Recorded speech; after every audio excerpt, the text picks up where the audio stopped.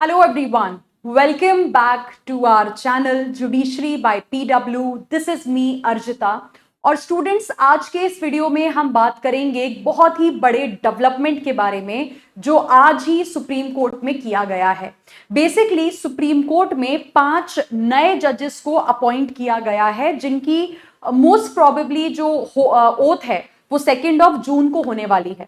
अब हमारे लिए समझना ये जरूरी है कि एग्जैक्टली अचानक से ऐसे क्या हुआ कि 5 नए जजेस सुप्रीम कोर्ट के अंदर में अपॉइंट कर दिए गए, और जजेस के अपॉइंटमेंट को लेके संविधान क्या कहता है, क्या प्रोसेस फॉलो किया जाता है, ये सब कुछ बहुत ही सिंपल आसान भाषा में आज के इस वीडियो में हम समझने वाले हैं। तो जैसे कि मैंने आपको बताया कि केंद्र सरकार के द्वारा, सेंट्रल गवर्नमेंट के द्वारा यहां पे अप्रूव कर दिया गया है कि ये जो 5 नए जजेस हैं इनको सुप्रीम कोर्ट में अपॉइंट किया जाएगा। राइट, यहां पे सेंट्रल गवर्नमेंट ने क्यों अप्रूव किया है इसका जवाब अभी मैं आपको थोड़ी देर में यहां पे दूंगी। तो यहां पे जो अर्जुन राम मेघवाल हैं, जो हमारे minister of law and justice हैं, उनके द्वारा ये कम्युनिकेशन दिया गया कि 5 नए जजेस सुप्रीम कोर्ट में अपॉइंट किए जा रहे हैं। अब ये कौन है 5 नए जजेस, इनका नाम जरा देख लेते हैं। तो जस्टिस शील नागू, जो कि चीफ जस्टिस हैं पंजाब और हरियाणा हाईकोर्ट के। जस्टिस श्री चंद्रशेखर, जो कि बॉम्बे हाईकोर्ट के चीफ जस्टिस हैं। जस्टिस संजीव सचदेवा, जो कि मध्य प्रदेश हाईकोर्ट के चीफ जस्टिस हैं। जस्टिस अर्जुन पाली, जो कि जम्मू एंड कश्मीर एंड लद्दाख के हाईकोर्ट के चीफ जस्टिस हैं। और एक प्रैक्टिसिंग एडवोकेट हैं, सीनियर एडवोकेट वी मोहना, जिन्हें बार से सीधे एलिवेट करके, प्रमोट करके सुप्रीम कोर्ट का जज बना दिया गया है। अब जरा मैं चाहती हूं कि आप इनके बारे में जानें। जस्टिस वी मोहना का जो अपॉइंटमेंट हो रहा है सुप्रीम कोर्ट में, this is a very historic appointment. इसका कारण पता है आपको क्या है? क्योंकि सुप्रीम कोर्ट के, इनफैक्ट सुप्रीम कोर्ट के ही नहीं, देश के इतिहास में, इंडिया की हिस्ट्री में, she is the second women जिनको सीधे बार से एलिवेट करके सुप्रीम कोर्ट का जज बना दिया गया। पहले ये सिर्फ एक ही फीमेल जज के साथ हुआ है, जो कि जस्टिस इंदु मल्होत्रा थी, जिन्हें 2018 में प्रैक्टिस कर रही थी। इन्हें 2018 में एलिवेट करके सुप्रीम कोर्ट का जज बना दिया गया था। तो justice V Mohana is the second women in the whole of India's history जिनको प्रैक्टिस करते करते सुप्रीम कोर्ट का जज हम यहां पे बना रहे हैं। ऑल्सो ये अपॉइंटमेंट सुप्रीम कोर्ट के लिए बहुत ज्यादा इंपॉर्टेंट था, क्योंकि जैसे कि आप जानते हैं, इतने सारे सुप्रीम कोर्ट जजेस में अभी तक सिर्फ एक फीमेल जज थी, जस्टिस बीवी नागा रत्ना, जो होपफुली इंडिया की पहली women chief justice of India भी यहां पे बनेंगी। लेकिन अब जस्टिस वी मोहना के अपॉइंटमेंट के बाद टोटल जो सुप्रीम कोर्ट में विमेन जजेस की स्ट्रेंथ है वो कर दी जाएगी यहां पे 2 जजेस की। ठीक है, तो यहां पे बेसिकली अब आप देखो, ये समझो कि ये जो पूरा प्रोसेस है किस तरीके से काम करता है। यहां पे जो सुप्रीम कोर्ट का कोलिजियम है, कोलेजियम का मतलब क्या होता है? कोलेजियम एक 5 मेंबर बॉडी होती है, जिसमें सीजीआई होते हैं और सुप्रीम कोर्ट के 4 सीनियर मोस्ट जजेस होते हैं। तो इस कोलेजियम के द्वारा इन 5 जजेस का नाम रिकमेंड किया गया था कि हम इन्हें सुप्रीम कोर्ट का जज बनाना चाहते हैं, जिसपे अब केंद्र सरकार का जो है वो अप्रूवल यहां पे आ चुका है। तो बेसिकली यहां पे देखो, ये जो जजेस अपॉइंट किए गए हैं, 5 नए जजेस, इसको करने के पीछे क्या कारण है? कारण है जो अभी रिसेंट में सरकार के द्वारा एक नया कानून लाया गया था, एक नया ऑर्डिनेंस लाया गया था, that is supreme court number of जजेस अमेंडमेंट बिल 2026। तो अभी तक देखिए क्या था, जो सुप्रीम कोर्ट के जजेस की स्ट्रेंथ है वो हुआ करती थी 34, यानी कि 33 जजेस प्लस एक CJI, chief justice of India, so that used to make it 34। लेकिन फिर यहां पे एक चीज रियलाइज हुई कि जो सुप्रीम कोर्ट में केसेस की पेंडेंसी है काफी ज्यादा बढ़ गई है ना, केसेस का और अर्ली डिस्पोजल करने के लिए हमें और ज्यादा जजेस की यहां पे जरूरत है। तो जो जजेस को बढ़ाने या घटाने का डिसीजन होता है, ये पार्लियामेंट का होता है, ये सेंट्रल गवर्नमेंट का होता है।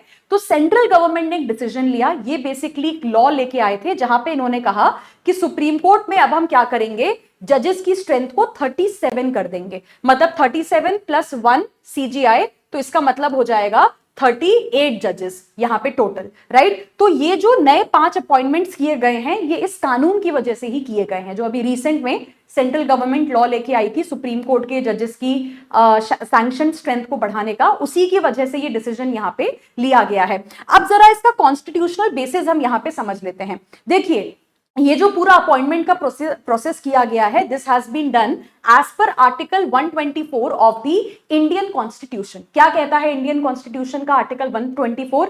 ये कहता है कि भाई देश में एक सुप्रीम कोर्ट होगा, उस सुप्रीम कोर्ट में पहले तो आपके चीफ जस्टिस ऑफ इंडिया होंगे जो जस्टिस सूर्यकांत हैं, और उनके साथ में कुछ और जजेस होंगे, और कितने जजेस रखने हैं सीजीआई के साथ, ये नंबर आपकी पार्लियामेंट के द्वारा डिसाइड किया जाएगा। So that is why now you see कि जो ये जजेस का नंबर बढ़ाया गया है, 34 से बढ़ा के 38 किया गया है, that is why this was done by parliament and central government. ठीक है, इवन जो जजेस को अपॉइंट किया जाता है, किसको जज बनाना है किसको नहीं जज बनाना है, इसमें भी आपको सेंट्रल गवर्नमेंट को लूप इन करना पड़ता है, क्योंकि यहां पे आर्टिकल 124 में ही दिया है कि this all is done by central government and your parliament. ठीक है, अब यहां पे अगर हम बात करते हैं तो देखिए जो फाइनल अपॉइंटमेंट होता है सुप्रीम कोर्ट के जज का, वो करती है प्रेसिडेंट ऑफ इंडिया, यानी कि जस्टिस द्रौपदी मुर्मू इसे यहां पे करने वाली हैं। ये जो सभी जजेस हैं जिनको अपॉइंट किया गया है, ये सब 65 ईयर्स ऑफ एज तक, रिटायरमेंट एज जो होती है सुप्रीम कोर्ट की, तब तक ये प्रैक्टिस करने वाले हैं। एलिजिबिलिटी की अगर हम बात करें तो वो भी आपको आर्टिकल नंबर 124 के अंदर में बताया गया है। लेकिन मैं ये चाहती हूं कि ये जो 5 जजेस का अपॉइंटमेंट हुआ है, ये किस तरीके से हुआ है, आप इसके प्रोसेस को समझें। देखिए, जैसे कि मैंने आपको बताया कि सबसे पहले इस प्रोसेस की शुरुआत होती है कोलेजियम सिस्टम से। कोलेजियम का मतलब क्या है? चीफ जस्टिस ऑफ इंडिया और उनके साथ में सुप्रीम कोर्ट के 4 सीनियर मोस्ट जजेस। तो पहले ये जो कोलेजियम होता है वो नाम रिकमेंड करता है कि हम इस व्यक्ति को सुप्रीम कोर्ट का जज बनाना चाहते हैं। मतलब ये जो 5 लोग नए सुप्रीम कोर्ट के जज बन रहे हैं, इनका नाम कोलेजियम ने रिकमेंड करा होगा। अब रिकमेंड करके क्या होता है, तो रिकमेंड करने के बाद जो आपकी सेंट्रल गवर्नमेंट है, जो यूनियन गवर्नमेंट है, उनके पास ये नाम भेजे जाते हैं। तो मई एंड में ये नाम सेंट्रल गवर्नमेंट के पास भेजे गए थे।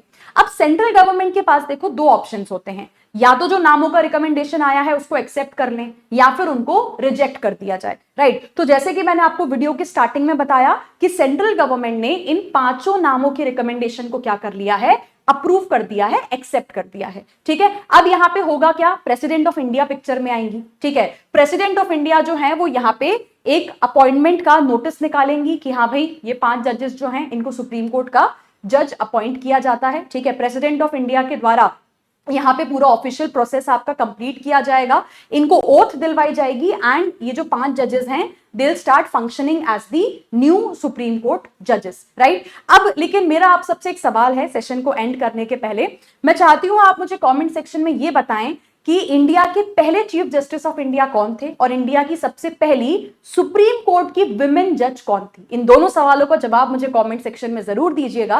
बाकी जैसा कि मैंने आपको वीडियो के शुरुआत में कहा था कि स्टूडेंट्स, हमारा जो नवनीति जुडिशरी बैच है, नया बैच है, अभी ये स्टार्ट होने वाला है आपका 15 तारीख से, 15 जून से।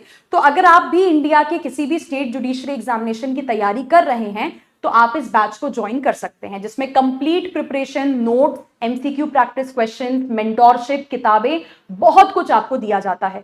तो बैच को ज्वाइन करना है, या बैच के बारे में अगर आप कोई एडिशनल इंफॉर्मेशन चाहते हैं, ये नंबर आपको दिया है स्क्रीन पे, इस नंबर पे कॉल करिए, अदरवाइज आप फिजिक्स वाला की ऐप पे जाके भी डिटेल्स ले सकते हैं। So thank you so much once again students, take care, all the best for your preparation, bye bye.